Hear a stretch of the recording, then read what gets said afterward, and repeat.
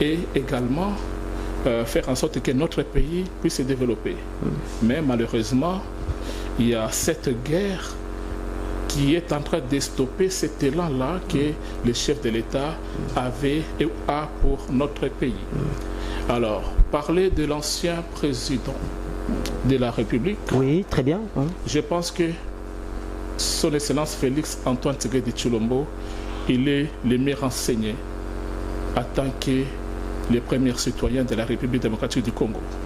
Mais Président Sabin, une très belle intervention, félicitations, mais je ne suis pas vraiment convaincu. Parce qu'il faut éclaircir l'opinion actuellement. Nous savons que le vrai commanditaire, le vrai parrain de cette guerre s'appelle Kagame, comme a toujours dit le comte Félix, autrefois. Alors aujourd'hui, décharger Kagame pour charger Kabila, vous ne voyez pas que c'est désorienter l'information. Parce que Kabila aussi, en Afrique du Sud, je vous rappelle ici, M. Sabin, a nié carrément. Et puis, il n'a pas accepté ça comme étant une accusation, en fait, qui venait à sa charge. Mais je ne sais pas, est-ce que Kagame aujourd'hui est sauvé, est épargné? Kabila est indexé, il est chargé. Qu'est-ce qui se passe actuellement? On ne comprend rien. Non, la vérité est que nous sommes agressés. Oui. Les autres ne sont que des marionnettes. C'est pourquoi je vous dis, on aurait bien souhaité voir l'ancien et le nouveau président ou le président en fonction communiquer. Et surtout dans cette période de crise, on devrait voir l'ancien président participer de manière significative aux côtés des Congolais pour nous éviter cette agression. Alors, si le chef a épinglé le nom de l'ancien président, cela ne veut pas dire qu'il a déchargé Paul Kagame. Oui. Et tout le monde et toutes les nations du monde savent que c'est Paul Kagame avec son régime qui est en train d'agresser notre pays, qui se sert des Congolais naïfs, qu'il met à sa position pour pouvoir déranger la quiétude des Congolais.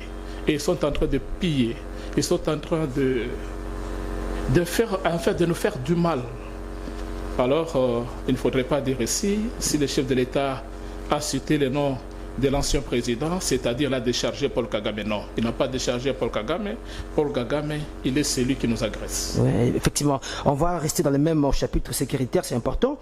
Et toujours dans cette réunion présidée par le chef de l'État, convoquant toute l'Union sacrée, on a vu l'absence remarquable du président Vital Kamerhe. La relation entre Kamerhe aujourd'hui et Fachi, se trouve à quel niveau actuellement? Non, moi je peux vous dire, la relation ou les relations entre son Excellence Félix Antoine Tshisekedi Tshilombo, président de la République, et avec l'honorable président de l'Assemblée nationale, Vital Kamerhe, se porte à merveille. Il était absent dans la salle. Il était absent dans la salle parce qu'il était en déplacement. Il était en Afrique du Sud. Ici, ce n'est pas un endroit idéal où nous pouvons tout dire, mais vous devez savoir que nous continuons dans le cadre de la diplomatie agissante. Et il était en Afrique du Sud. Je ne pense pas que pendant cette période de crise, il pouvait quitter le pays de lui-même. Sûrement, il a été chargé d'une mission quelconque par le chef de l'État. Le chef de l'État, président Félix Antoine Tshisekedi Tshilombo, le président élu ici en République démocratique du Congo, le président en exercice, jusqu'en 2020.